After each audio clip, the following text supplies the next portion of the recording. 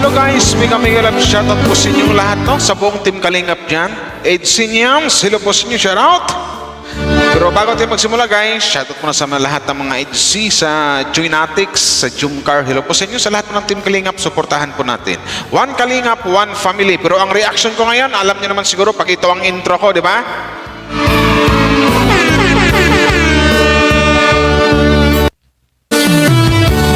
So ito na guys, another video reaction po ang gawin nito. Pero nga pala, shoutout kay Kalingap JJ. Kalingap JJ, i-react ko lang yung upload mo ha. Last 2 days na yata to or ilang days na po. 3 days na pala. Pero nagustuhan ko lang kasi dito yung mga nalalaman natin. No?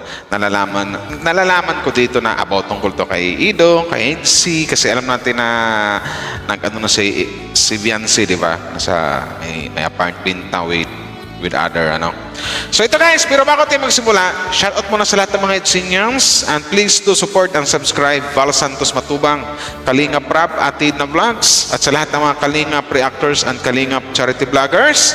And maraming salamat sa mga mag-like and share sa upload ko na ito. So tara, ano ba pang hintayin natin? Umpisahan na ba natin?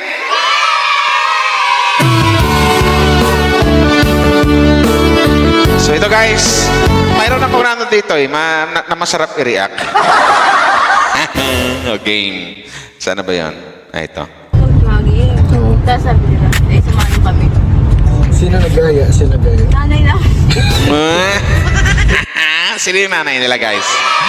Comment down below kung sino yung nanay nila.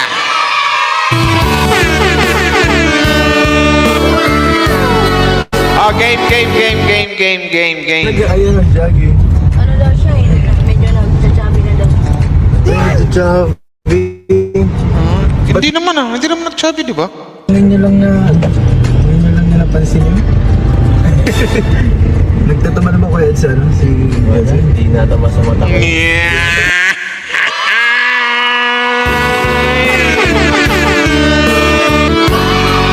Sana all.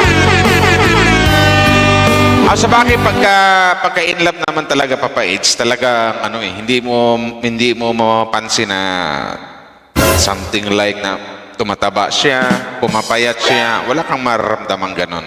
Kasi talaga yan yung naramdaman ng mga taong in love. Sana all. Ang sarap lang pakinggan dito eh. Ano yan? Anong sabi pa Papa Eds? Nagtatama na ba kayo sa si hindi natama sa mata ko yun.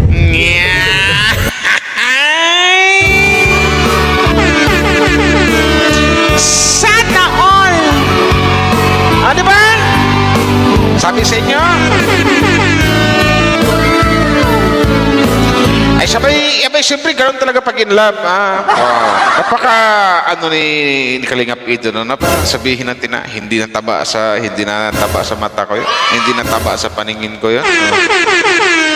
Sexy pa rin sa kanya ang isang Viancy. Pero ang ginawa ng isang Viancy, nag-jogging daw. Kasi feeling ni Viancy tumataba daw siya, pero Viancy, hindi. Hindi ka tumataba. Ang tumataba lang dito yung pagmamahal ni Happy sa'yo. Di ba? Kayo talaga. Nako, Edsinians. Sana all. Papasana all ka na lang sa 2 are di ba? At saka mayroon pala dito guys, dito banda yun na mayroon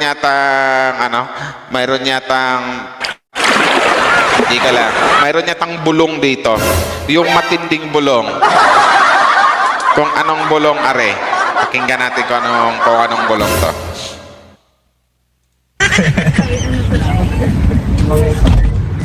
Pero okay naman kayo doon sa Good to know. Good to know naman. Okay. May mga kinakain na ganyan tapos nagja-jogging kayo. Okay lang yan. Oo nga naman natin. Nagja-jogging ka. Hindi, appointed naman yan paminsan-minsan. Huwag lang araw-araw. Ikaw naman hindi naman ikaw tatabain. Hindi ko katabain. Simulang ko elementary hanggang mag-college ako. Simulang siya na to ang katawan ko pa lang. Pero may tanong ako sa'yo, secret lang. Ito na. Si Kuya Eds ba napunta doon? Ay, ito na, may tanong na. Kung si Eds ba daw napunta doon, guys, Sikrito lang natin to, ha? huwag niyong sabihin kay Papa Eds. Itong pinag-usapan ni Kalingap JJ tsaka ni ano. Pero ano, may tanong ako sa'yo, secret lang. Si Kuya Eds ba napunta doon mga gabi? Kinikilig. kahit hindi pa sagutin ni ate, alam ko na yung sagot. Kinikilig, napahampas na lang kay Kalingap JJ.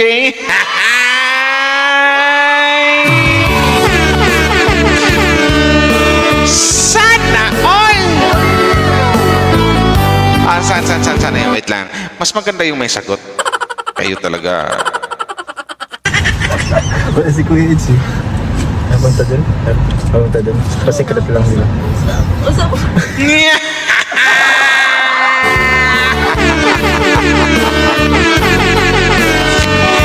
Isa pa, ate. Likasan. Likasan mo, ate. Likasan mo. Napunta doon? Napunta doon? Pa-secret lang nila. Usap. Oh, usap-usap. La la la la la la la. Hep hep! Hep hep! Hep hep hep hep! Sana all. Grabe yung bulong mo ah. Matinding bulong yun. Kalingap JJ. Bulong ka na din ah. Ha? Secret lang eh. Oh, sekreto natin tatlo yun. Makisali na ako kasi niri ako. Lang yun? Baka guys, pag ano na, nakita na namin yung ano nyo dyan ha. Secret lang yun. Kaya ano. Alam mo, nakikita mo yung live niya? Pagkagabi? Alam mo na kung saan siya dumadiretso kapag afternoon. Oo. Ay, kinikilig sila. Sana all. Ay, kinikilig eh. Ano gayon? Ako, eh. Kinikilig ka. Grabe na. Paano pag... Di talaga nakakilig naman. Tayo nga manonood ng kinikilig. Mas lalo na yung actual na nakikita na personal. Talagang kinikilig na sila eh. Tayo kinikilig, mas lalo sila kinikilig. Di ba? Paano pag pumupunta din si Kuya Eds? Anong nangyayari? Ah, may dala-dala palagi. Ay, grabe. Ay, sana. Oh, ang sweet naman ng happy na to. Alagang-alaga. Kaya pala naramdaman ni wifey na medyo ramdam niya na parang tumataba na daw siya. Ayun pala laging may dala si Papa Eds.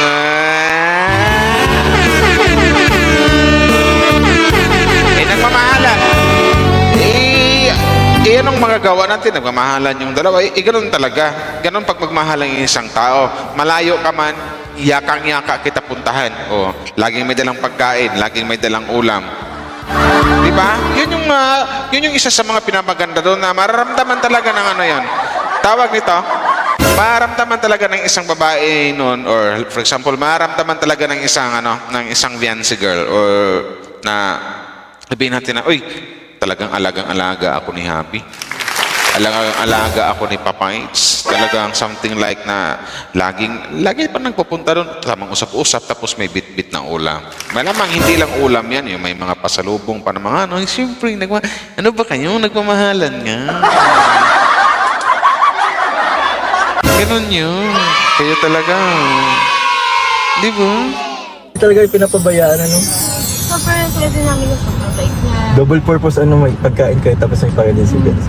Hindi kayo na, O kita mo, pati yung ni Papa Eds, yung beneficiary niya, talagang nababait nandun talaga. Talagang sabihin maalaga talaga ang isang kalingap dito. Bukod sa mabait na, maalaga pa. Yan ang isang Papa Eds. Di ba? Pero, masasabi ko lang, ingat-ingat din yung iba dyan kasi magaling mang real talk yan. Sinasabi. Di ba? Sabi ko sa inyo, sana yan? Kasi nandito na guys ang secret. Grabe ang Kuya Eds. May binukong si Tinay. Craving something real? Please serve it. May binilong si Tinay, si Ate Tinay. Order now. Ibang atake talaga ni Kuya Ed, no? Tahimik lang pero... Sa umpisa. Pero... Makulit talaga siya pa nagtatagal na. Makulit talaga si Kuya Eds. Makulitan na lang kami. Makulit mo talaga si Kuya Eds. Ano, tahimik Oo, lang. Pero ano, may... ito yung tipong tao na si Papa Eds, pag makita mo seryosong tao. Pero pag makilatis mo siguro, no? Kasi hindi ko pa na, ano naman si Papa Eds nakausap. Or actually, nakita ko na 2 beses, pero hindi pa something like na mag-usap ng matagal. Ito yung mga tipong tao na seryoso sa buhay. Pero pag makilatis mo, ugali nito, makasama mo, mayroon din palang kakulitan. Narinig naman dito, binunyag nila, sinabi nila. Makulit din isang Papa Eds. Kumbaga something like na may pagkakalog din. So, ibig sabihin, something like na, ano ba? Bagay sila ni Beyonce. Ganun lang yan. Di ba? Ano ulit? Tensi na makulit. Ano siya, friendly talaga siya. Friendly. Sabi sa Mabait, maalaga, friendly. Ano ba? para lang kayo magkakapatid ba ganun? Oo, siya nga, nakakatawa mo kayo. Tapos yung pala, nakakatawa naman kasi hinahatid rin pala kayo ng pagkain. Hindi man pala nakagutom. Ano talaga siya sa akin na Concern talaga masyado. Inaalagaan talaga kayo ito iba na yung kapatid. pag-aalaga, ano? Baka naman talagang man ako doon. Ay, sana. Siguro, Hindi na ko magugulot tinay for how many months kung mananaba ka. Kasi ganon mag-alaga ang isang kalingapido. Di ba? Sabi sa inyo. Kaya dyan sa mga bashers ni Papa Eds, nick nyo. Ngayon, alam nyo na kung gaano kabait ng isang papaido, maalaga pa. Di ba? Talagang hindi sila nagugutuman, lalong-lalo ang kanyang wifey na si Beyonce na pumupunta daw doon, nag-usap-usap, pakipagkulitan, something like that. Tapos lagi may dalang pasalubong. Yan ang isang kalingap ido. Yun yan. Sana all na lang.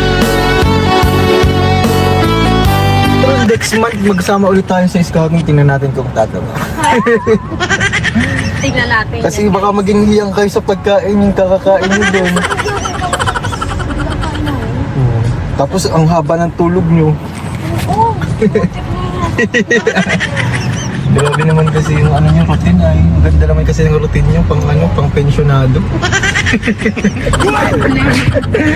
Hindi ka na pa talaga magmahal sa kalinga, pwede mo. Ayaw naman. Yan kasi like yung ano yun na tawag ito, sinabi ko na yun before na ito yung tipong tao like kalingap ito na pag ito ang magmahal, talagang ano to, pag ito magmahal seryoso talaga.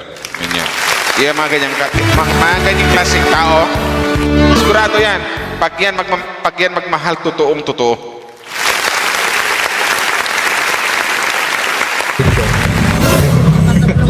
Positive na, positive. Nako, positive na Papa Eds. Habang wala ka Papa Eds, mayroong ibinulong. May ibinulong Papa Eds tungkol sa'yo na lagi kang may dalang ulam sa isang Beyonce. Kaya pala something like na hindi talaga talagang tawag dito kasi dati na issue yun na si Beyonce nagkasakit daw, ito ganyan, nangangayat daw. Something like na talagang kinontra ni Papa Eds. Kasi iisip niya, alagang-alaga ko yan, tapos pagsabihan nyo na lang ganyan. Ay, hindi pwede. Wifey ko yan, mahal na mahal ko yan, kaya mahal na mahal ko yan, kaya hindi ko pwedeng pababayaan yan. Di ba? Ganun lang yan. Pwede. Nakakatawa naman. Guys, pa-support si Kuya. Support yan. Marunong kamahal dyan. Alam mong top 1 support natin dyan yan. Nakita ko sa Oo, super tapon na eh. Minomonitor ko yun. Minomonitor ko lakas. Grabe. Top 1. So yun na nga guys, no? Para kay Papa Eds, sa kanyang mata, sa kanyang paningin, hindi nataba ang kanyang wifey na si Beyonce. So yun na nga. Ngayon, ano naman natin, ito yung bulong nila na pupunta ka doon si Papa Eds at may dalang pagkain sa kanila. Diba? Tapos ano din, sabi nga nila na makulit din pala siyang Papa Eds. Sabi ko sa inyo, mabait, maalaga. Mahigit saan ka ba niyan? mapagmahal. Yan ang boyfriend. Yan ang boyfriend ko, maalaga. Di ba? Yan na lang ang katahin mo, Beyonce girl. Yan ang boyfriend ko, inalagaan ako. Ang boyfriend kong si Ido. Ido. Ang boyfriend kong si Ido. Ido.